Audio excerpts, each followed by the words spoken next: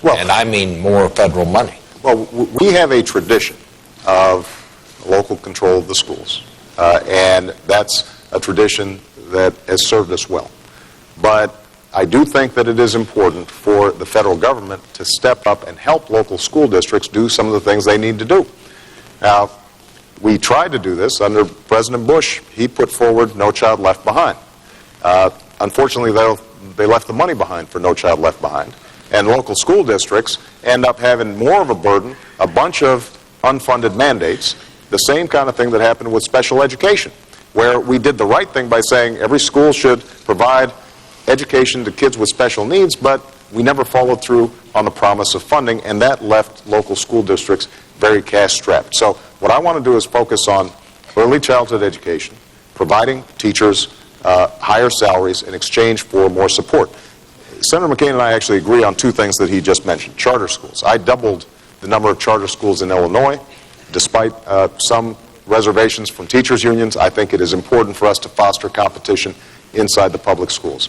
And we also agree on the need for making sure that if we have bad teachers, that they are swiftly, after given an opportunity to prove themselves that they can't hack it, then we need to move on because our kids have to have their best future. Where we disagree is on the idea that we can somehow give vouchers as a way of curing the problems in our education system. And I also have to disagree on Senator McCain's record when it comes to college accessibility and affordability. I mean, recently, his key economic advisor was asked about why he didn't seem to have some specific programs to help young people go to college. And the response was, well, we can't give money to every interest group that comes along. I don't think America's youth are interest groups. I think they're our future.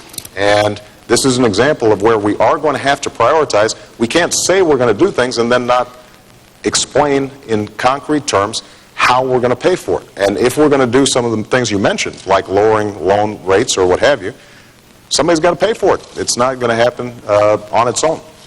What about that, Senator? Well, sure.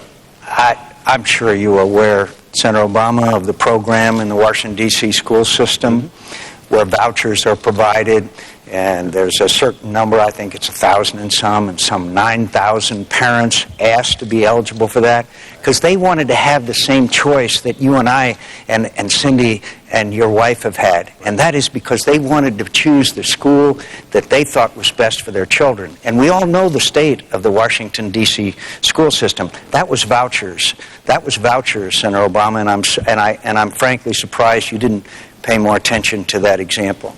Now, as far as the No Child Left Behind is concerned, it was a great first beginning in my view. It had its flaws, it had its problems. The first time we had looked at the issue of education in America from a nationwide perspective, and we need to fix a lot of the problems. We need to sit down and reauthorize it.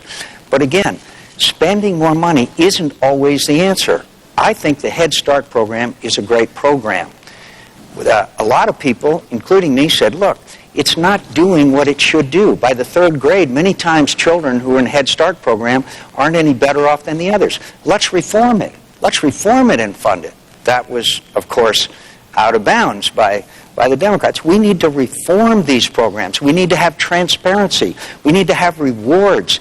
It's a system that cries out for accountability and transparency and the adequate funding. And I just said to you earlier, town hall meeting after town hall meeting, parents come with kids, children, precious children who have autism. Sarah Palin knows about that better than most.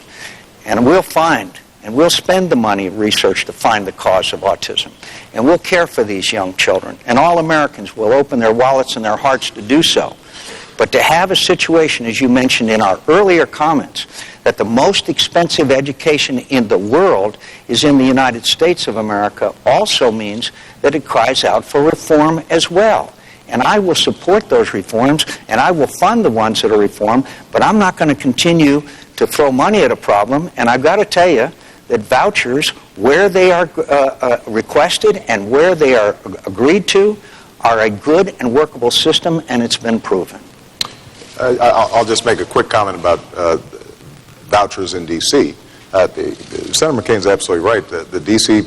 school system is in terrible shape, and it has been for a very long time. We've got a wonderful new superintendent there who's working very hard with the young mayor there to try to Who supports vouchers? who actually supports charters. She supports vouchers also.